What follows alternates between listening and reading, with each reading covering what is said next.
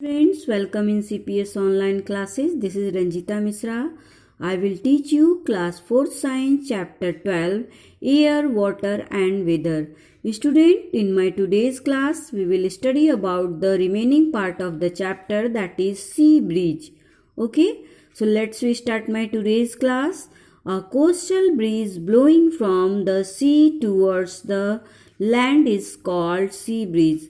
तटीय हवाएं जो समुद्र से पृथ्वी की तरफ बहती हैं वह सी ब्रीज कहलाती हैं. It occurs during the day time, यह दिन के समय में होती हैं. हाउ सी ब्रीज अकर, यह कैसे होती हैं, सी ब्रीज कैसे होती हैं. During the day land gets heated quickly than the sea, दिन के समय में भूमि समुद्र की अपेक्षा जल्दी गर्म होती है. Air above the land becomes warm and lighter, और भूमि के ऊपर की जो वायु होती है वह गर्म हो जाती है और गर्म होके हल्की हो जाती है. It rises up and cool air from the sea rushes in to take its place, यह वायु ऊपर उठने लगती है और उसके स्थान पर समुद्र से जो हवा है उसका स्थान लेने लगती है. ओके, यानी क्या होता है सी ब्रीज में. सी ब्रीज में भूमि दिन के समय में लैंड जल्दी गर्म हो जाता है. ओके, और वहाँ की जो वायु होती है वह ऊपर उठने लगती है हल्की होके, और सी से चलने वाली जो हवा है उस वायु का स्थान फिर से ले लेती है और यही सी ब्रीज कहलाता है. ओके, लिखा देखिए, warm air over land rises, इसके ऊपर लैंड के ऊपर की जो एयर होता है वह गर्म होके ऊपर उठने लगता है. और सी कूल एयर ओवर सी मूव्स टुवर्ड्स लैंड, और सी के समुद्र के ऊपर की जो ठंडी हवा है वह अब भूमि की तरफ मूव करती है. ओके, तो यह क्या कहलाता है, सी ब्रीज कहलाता है. Okay, land breeze. A coastal breeze blowing from the land towards the sea is called land breeze. वह तटीय हवाएं जो लैंड से सी के तरफ बहती हैं वह लैंड ब्रीज कहलाती हैं. इट अकर एट नाइट, यह रात में होती हैं. How land breeze occur.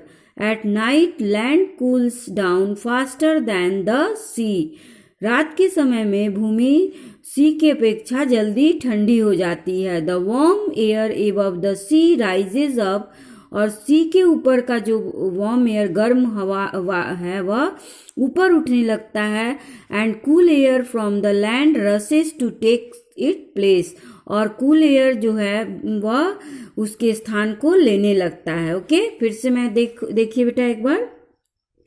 Warm air यानी रात के समय में, लैंड ब्रीज हमेशा रात के समय में होता है.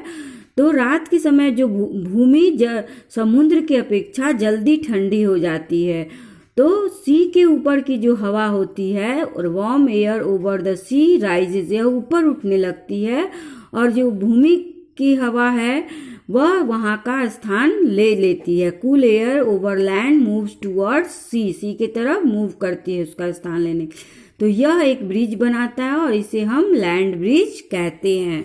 Okay students, next now come to the water. Most of our earth surface is covered with water. पृथ्वी का अधिकतर भाग पानी से कवर है, ढका हुआ है. Water is found in lakes, rivers, seas and ocean.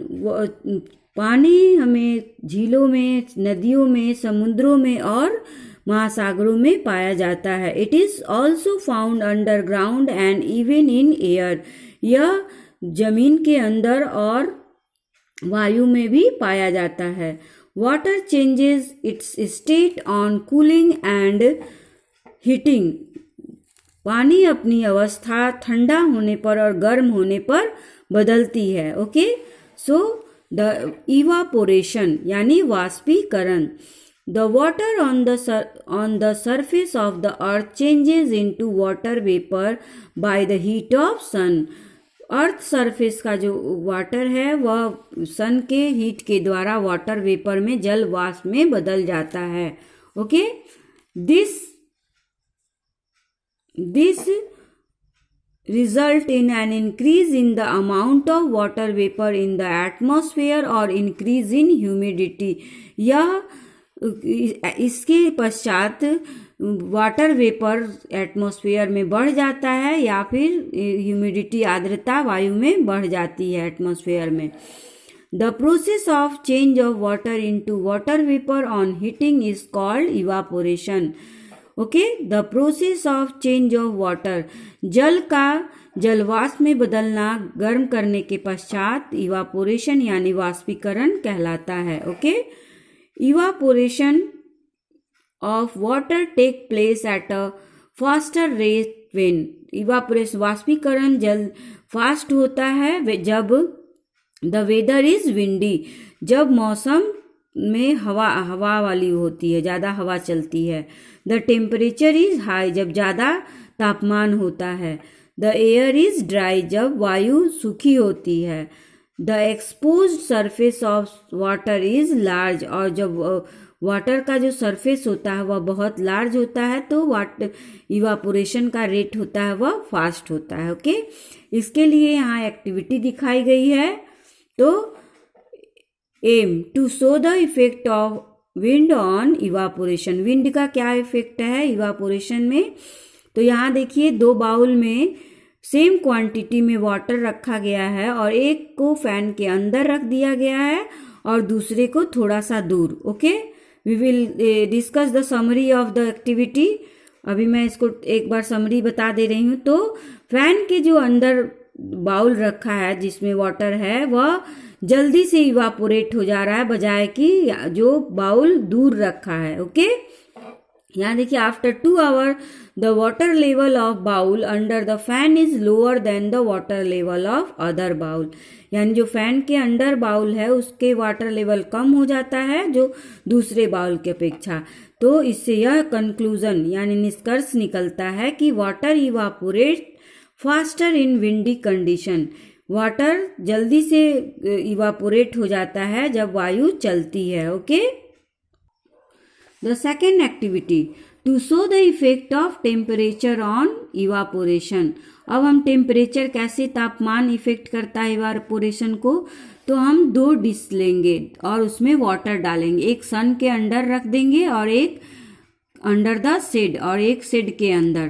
तो 2 घंटे के बाद after 2 hours we will see that water level of under the sea dish in the under the sun, जो सन के अंदर डिश रखा है उसका जो वाटर लेवल है कम हो जा रहा है जो डिश शेड के अंदर रखा है. ओके, तो कंक्लूजन क्या निष्कर्ष निकलता है? Water evaporates faster when the temperature is high. यानी वाटर जल्दी से वाष्पित हो जाता है जब टेम्परेचर हाई रहता है. Okay, so now MCQ. When air become hot it becomes, जब एयर गर्म होता है तो यह क्या हो जाता है? Lighter. Okay, sea breeze blow towards the, sea breeze किधर बहता है बेटा? ओके, तो sea breeze blow towards the land. Okay, land की तरफ बहता है. तो it's all about my today's class. We will meet in my next video with next topic that is condensation. Thank you class. Have a nice day.